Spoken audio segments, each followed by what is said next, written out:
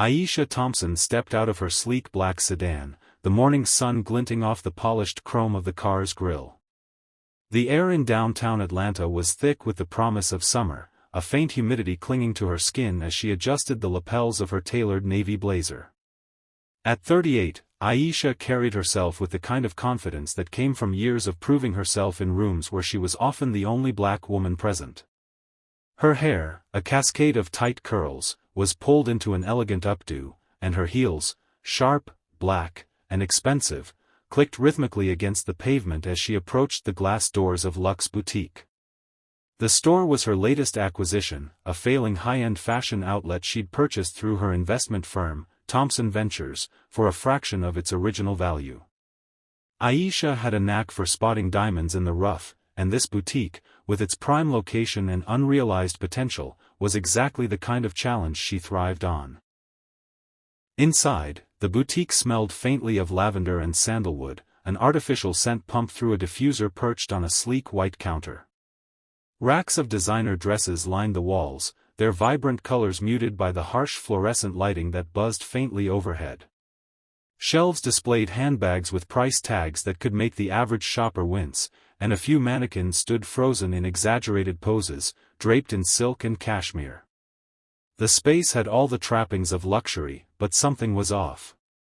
The energy was stale, the atmosphere unwelcoming. Aisha's sharp eyes scanned the room, noting the dust gathering on a display of leather wallets and the slight disarray of a rack of blouses.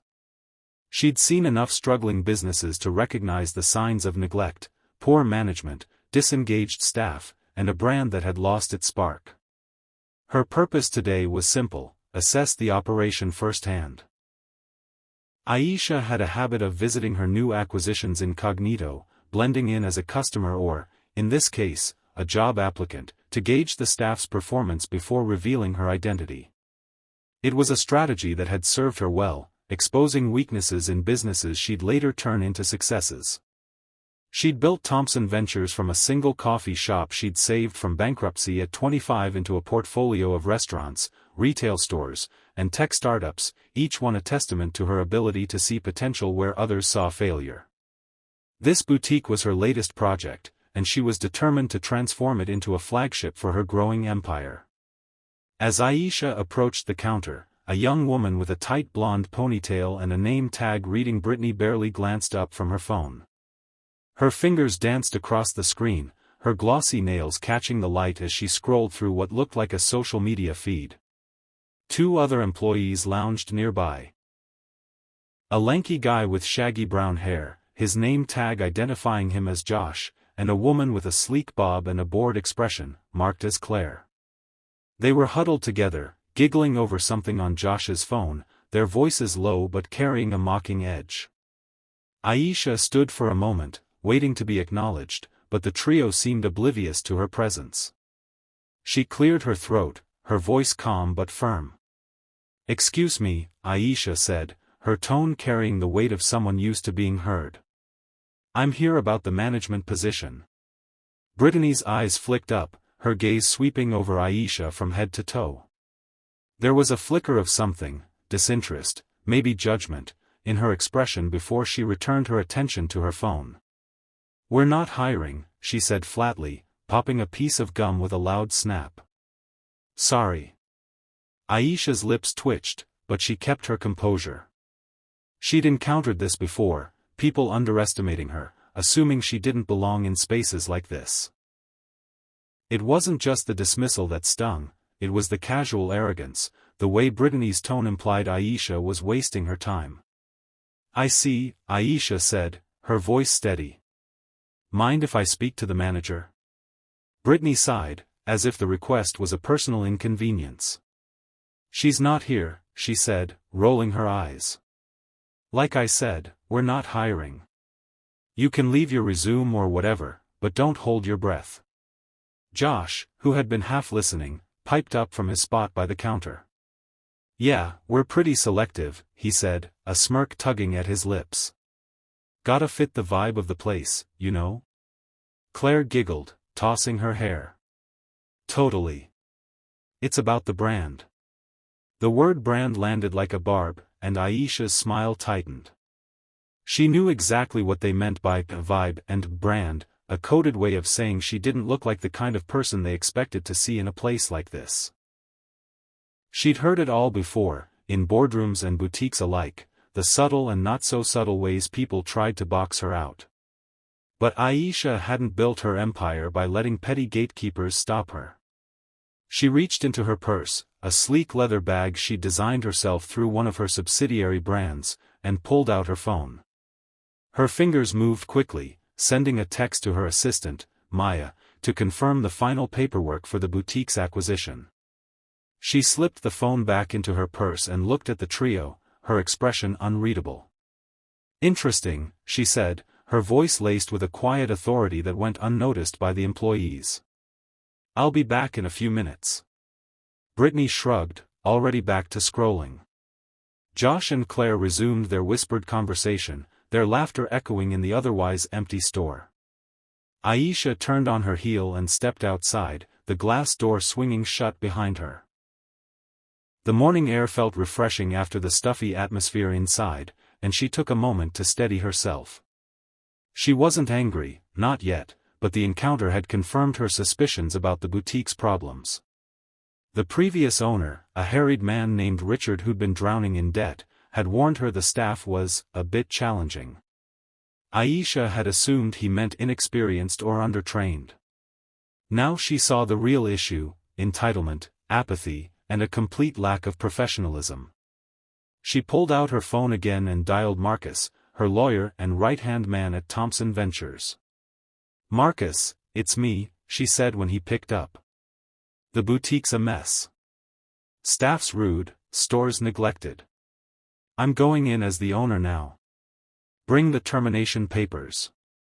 Marcus, a no-nonsense man with a deep voice and a knack for cutting through red tape, didn't miss a beat. "Already got them ready. You sure you want to move this fast?" Aisha's lips curved into a determined smile. "I don't play games, Marcus. Meet me here in 10. She hung up and took a moment to survey the street. Downtown was buzzing with early morning activity, professionals hurrying to offices, baristas calling out orders at the coffee shop across the way, a street musician strumming a guitar. This boutique had potential, she reminded herself. Its location was prime, its inventory high quality, if poorly displayed. With the right team and a fresh vision, it could be a destination, a place where every customer felt valued, not judged. But first, she had to clear out the dead weight.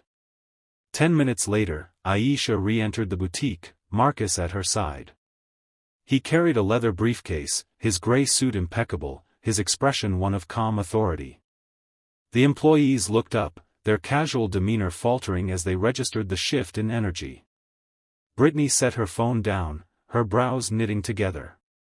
Josh straightened, shoving his hands in his pockets, and Claire's nervous smile flickered. "Hi again," Aisha said, her tone deceptively light. "I forgot to introduce myself earlier. Aisha Thompson, your new boss. I own this boutique as of last week." The color drained from Brittany's face, her gum-chewing rhythm faltering. Josh's smirk vanished, replaced by a look of dawning panic. Claire's eyes widened, her fingers twisting the hem of her blouse. Aisha let the silence hang for a moment, savoring the shift in power. "I came in today to assess the team, see who's worth keeping," she continued, her voice steady but edged with steel. "I posed as a job applicant to get a sense of how you operate. And frankly, I'm not impressed. Rudeness, unprofessionalism, and a complete disregard for customer service don't cut it in my businesses." She turned to Marcus, who opened his briefcase and pulled out a stack of papers. "These are your termination notices," Aisha said, her gaze moving from Brittany to Josh to Claire. "Effective immediately." Brittany sputtered, her voice rising. What? You can't just." "Oh, I can," Aisha cut in, her smile sharp enough to slice through the tension.